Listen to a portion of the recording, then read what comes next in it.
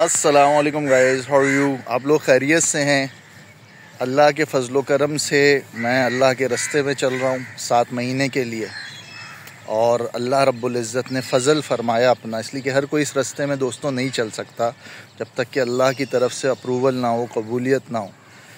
میرا آپ کا ایمان ہے پیارے نبی صلی اللہ علیہ وسلم آخری نبی ہے نا، اور پیارے نبی صلی اللہ تعالی علیہ وسلم کی مبارک محنت دعوت اللہ، جو خود بھی اپنے ذات کے اعتبار سے بھی بندہ اس میں چلتا ہے تو بہت فائدہ ہوتا ہے، اس کی اصلاح ہوتی ہے، اور اللہ اس کو ذریعہ بناتا ہے سارے عالم کی ہدایت کا، سارے عالم کی ہدایت کا۔ اس لیے کہ پیارے نبی صلی اللہ علیہ وسلم کو اللہ پاک نے قرآن پاک میں ارشاد فرمایا، اے نبی جی ان سے کہہ دیجئے یہ ہے میرا راستہ، میں لوگوں کو بلاتا ہوں اللہ کی طرف حکمت بصیرت کے ساتھ، انا و من اتبعنی، میرا بھی یہ کام ہے، اور جنہوں نے میری اتباع کی یعنی میں اور آپ، جنہوں نے حضور صلی اللہ علیہ وسلم کی اتباع کی ہے، ان کا بھی یہی کام ہے، لوگوں کو اللہ کی طرف بلانا۔ یہ قرآن پاک کی آیت ہے۔ پھر ایک جگہ اللہ پاک ارشاد فرما رہے ہیں دوستوں، اس سے بہتر، اس سے بڑھیا بات کس کی ہو سکتی ہے؟ جو لوگوں کو اللہ کی طرف بلائے۔ ہاں، اس سے بہتر بات ہو ہی نہیں سکتی۔ یعنی سب سے عالی منصب کام یہ ہے دوستوں کہ لوگوں کو اللہ کا تعارف کرایا جائے، ان کو اللہ سے ملوایا جائے، جہنم کے راستے سے ہٹا کر جنت کے راستے پہ ڈالا جائے، اس میں اپنے جان مال وقت کو صرف کیا جائے۔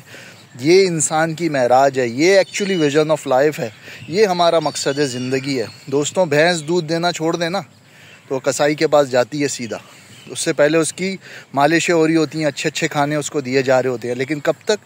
جب تک کہ وہ دودھ دے رہی ہے۔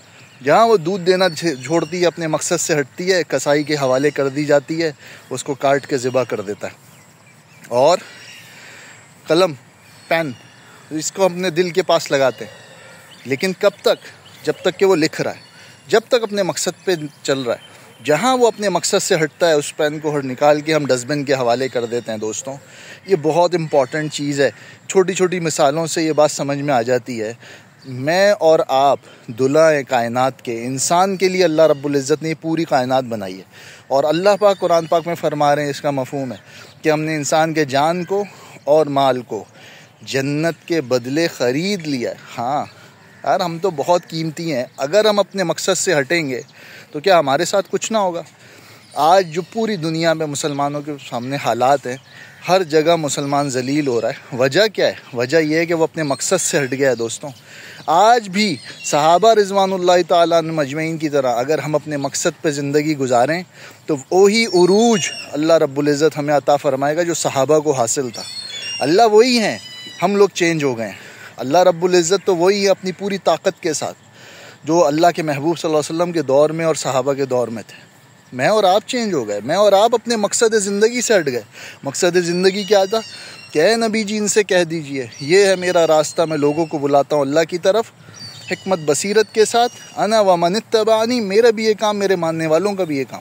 ایک جگہ اللہ پاک نے میری آپ کی تعریف فرمائی ہے۔ ہاں، کیا فرمایا؟ اعوذ باللہ من الشیطان الرجیم، کنتم خیر امۃ اخرجت للناس تأمرون بالمعروف وتنہون عن المنکر وتؤمنون باللہ، تم بہترین امت ہو، تمہیں لوگوں کی نفع رسانی کے لیے نکالا گیا ہے۔ اخرجت، اخرجہ سے نکلنے کو کہتے ہیں۔ جو لوگ یہ کہتے ہیں نا بیچارے کہ بھائی تبلیغ میں نکلنا کہاں ضروری ہے، گھر چھوڑنا کہاں ضروری ہے، وہ اس وجہ سے کہتے ہیں بیچارے کہ جو صحابہ رضی اللہ تعالیٰ عنہ مجمعین کی زندگی پہ ان کی نظر ہی نہیں ہے، نظر نہ ہونے کی وجہ سے یہ بات پیدا ہوئی۔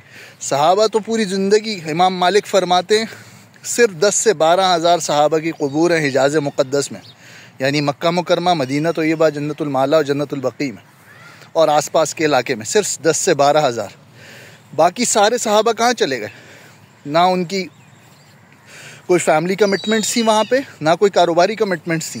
اللہ کے دین کے غلبے کے لیے صحابہ سارے عالم میں پھیل گئے، اور آج ان کی قبریں اس بات کی گواہ ہیں۔ کوئی مراکش میں ہے، کوئی تیونس میں ہے، کوئی ہمارے پشاور میں آپ کو ملے گا، کوئی ٹھٹا کے قبرستان میں 100 سے زیادہ صحابہ کی قبور ہیں۔ یہ اوتھینٹک رپورٹ ہے۔ ہمارے جو ٹھٹا کراچی کے قریب ہے، اس قبرستان میں 100 سے زیادہ صحابہ رضوان اللہ تعالی علیہم کی قبور ہیں۔ اس کے علاوہ پوری دنیا میں صحابہ پھیل گئے، کوئی استنبول میں، کوئی کہیں، اور وہاں پہ جا کے انہوں نے اپنی قبریں بنا لی۔ تبلیغ میں تو یہ کہا جا رہا ہے نا کہ یار 7 مہینے چلے جاؤ، اس ڈیٹ پہ پھر واپس آ جاؤ 4 مہینے چلے جاؤ، اس ڈیٹ پہ واپس آ جاؤ۔ سب سے بڑا سفر سال کا ہے، سال پہ چلے جاؤ، اس ڈیٹ پہ واپس آ جاؤ۔ صحابہ کی یہ تشکیل نہیں ہوتی تھی، صحابہ کی 2 تشکیلیں ہوتی تھیں، یا تو دین وہاں غالب ہوگا اور آپ واپس آئیں گے، ورنہ آپ کی قبر وہاں بن جائے گی۔ بس یہ 2 تشکیلیں ہوتی تھیں، اور صحابہ رضی اللہ تعالی اجمعین نے اپنی پوری زندگی دے دی اس کام میں۔ میرے محترم بھائیوں، اللہ کے لیے نکلیں، 2 صورتوں میں نکلیں، تبلیغ کے لیے نکلیں، جہاں رکاوٹ آئی ہے پھر اللہ رب العزت نے ان سے جہاد کا کام لیا اور ان کو ذریعے سے اللہ پاک نے دین کو غلبہ عطا فرمایا۔ تو میرے محترم بھائیوں، دوستوں، بزرگوں، اللہ اپنے قرآن پاک میں جو آیت میں عرض کر رہا تھا اس میں کیا فرما رہے ہیں؟ تم بہترین امت ہو، اخرجت للناس۔ کیوں بہترین ہو؟ تمہیں لوگوں کی نفع رسانی کے لیے نکالا گیا ہے۔ ہاں، اخرجت اخرجہ سے نکلنے کو کہتے ہیں۔ معلوم ہوا گھر بیٹھے یہ بات آ نہیں سکتی، اللہ خود فرما رہے ہیں دوستوں، اخرجت للناس، تمہیں انسانیت کی نفع رسانی کے لیے نکالا گیا ہے۔ اچھا، نفع رسانی کیا ہے؟ آگے اللہ نے فردر ڈیفائن کیا، تأمرون بالمعروف وتنہون عن المنکر وتؤمنون باللہ، یعنی اچھائی کو پھیلاتے ہو، برائی سے منع کرتے ہو، اور ایک اللہ پر ایمان رکھتے ہو۔ شرک نہیں کرتے، تم مشرک نہیں ہو، ایک اللہ پر تم ایمان رکھتے ہو۔ یہ میری اور آپ کی 4 پارے کی چھوٹی سی آیت ہے، اللہ نے پورے سمندر کو ایک کوزے میں بند کر دیا۔ اتنی سی آیت میں اللہ نے میرا اور آپ کا ویژن آف لائف ہمیں سمجھا دیا کہ میری آپ کی زندگی گزارنے کا مقصد کیا ہے۔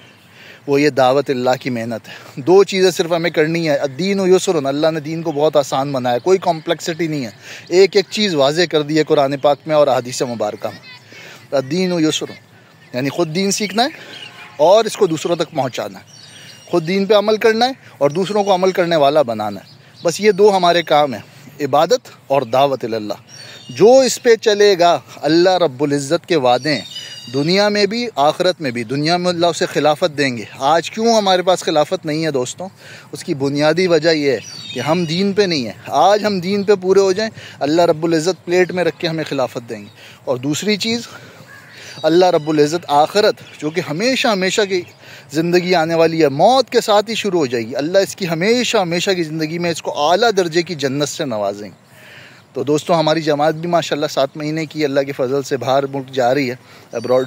انشاءاللہ ابھی ہماری انشاءاللہ روانگی ہے کچھ دنوں میں۔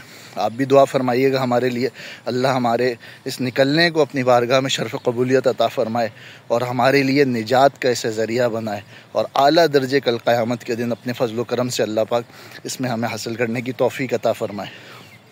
آخر میں ایک چھوٹی سی بات عرض کروں کہ اللہ کے محبوب صلی اللہ علیہ وسلم کا ارشاد ہے، اس کا مفہوم و خلاصہ ہے کہ جو صرف نماز کی طرف لوگوں کو بلائے گا نا، اس پہ اللہ کیا دیں گے؟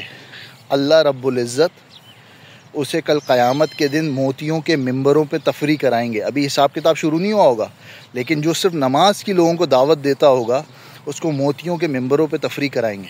تو میں اور آپ سوچیں کہ جو پورے دین کی دعوت کا عزم لے کر کھڑا ہوگا اور اس کے لیے اپنے جان مال وقت کو صرف کرے گا، اس کے لیے سفر کرے گا، سوچیں اللہ اسے کیا عطا فرمائیں گے۔ یہ میں اور آپ سوچ بھی نہیں سکتے۔ اللہ نے فرما دیا قرآن پاک میں واضح طور پہ، ہم نے تمہارے جان کو اور مال کو جنت کے بدلے خرید لیا۔ یعنی جان نہ ہماری جان ہے، مال نہ ہمارا مال ہے، سب تو اللہ کا دیا ہوا ہے۔ اس کے دین میں لگے گا تو باقی رہے گا۔ دعاؤں میں یاد رکھیے گا۔ السلام علیکم۔